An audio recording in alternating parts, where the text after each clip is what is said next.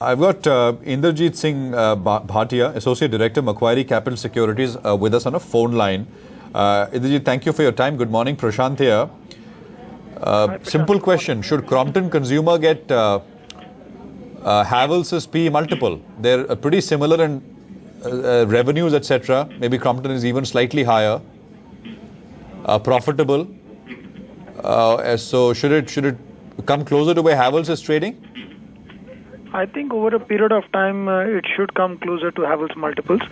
I think we are still in the process of discovering this stock. The level of investor education on this name is still low for a time being. And I think as the new company starts to deliver over the next few quarters, they start to kind of engage investors in a much more, in a better manner.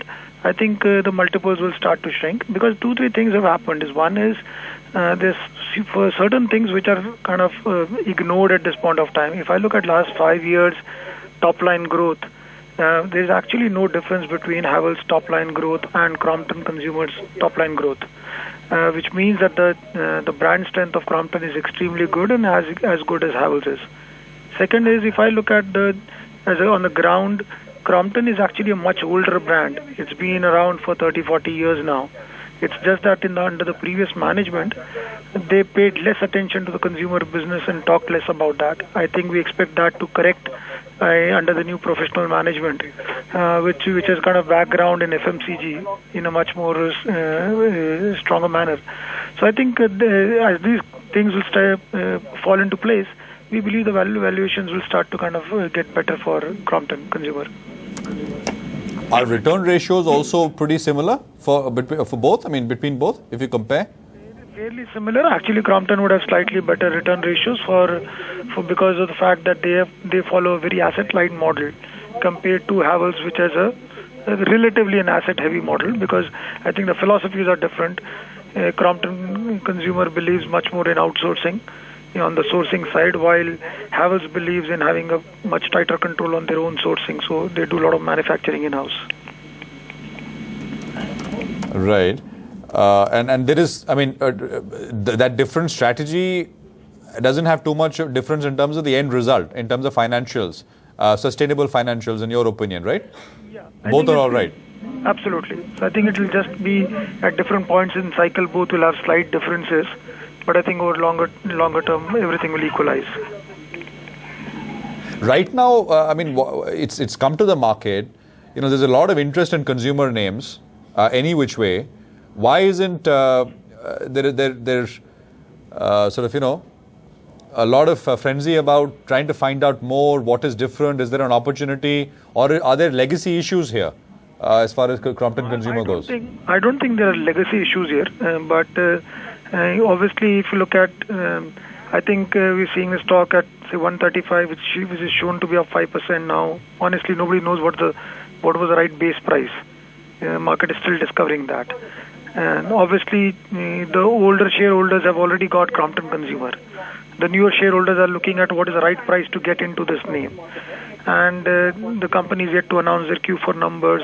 The management has not met or spoken to a lot of these investors. So I think that discovery process will continue over the next few months or so. And as people start to get more comfortable with the existing management team, we believe the stock will start to kind of react accordingly. Right.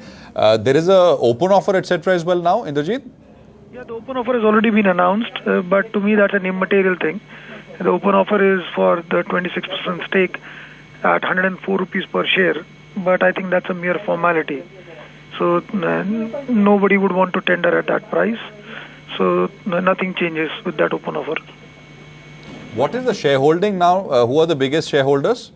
So and I think Avanta, sorry, yeah, go on. So 34.4% stake is with the new set of promoters, which are the private equity led by Advent, along with Temasek. The rest is free float. The Avanta group has no shareholding left in this company. Avanta has no shareholding. You know, I was looking at your note and you were talking about the new management people they've brought in from Nestle and other companies. Was it Asian Paints? Could you talk about that? And are these people recently been brought on board? Yeah, so the company is led now by Mr. Shantanu Khosla, who is the managing director. He was head of Procter & Gamble in India for many years. He was with P&G for almost like 25, 30 years. If I look at their board, the independent board, they have people with who's with Unilevers and Asian Paints kind of an experience, or Tata Sons kind of experience. So the quality of people at the top seem to be very impressive, and which also I think is giving comfort to investors. Yeah.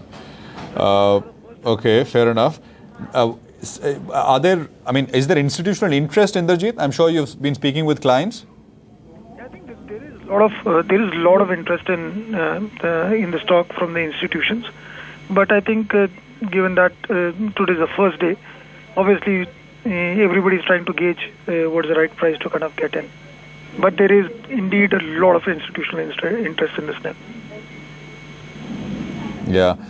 And compared to others in the space, you'd compare it to Havells. What others? V-Guard, maybe? Yeah, I Bajaj? think we have Bajaj Electricals, V-Guard, and these kind of companies in the space. But I honestly believe that Havells is kind of the true peer for this, because both have kind of a B2C model kind of an approach, and are multi-product category companies, rather than V-Guard, which is predominantly a one-product category company, or Bajaj Electrical, which is also in a lot of categories, but has a large part of the business which is B2B. So from that perspective, Havells is the true, I would say, peer company for Crompton Consumer.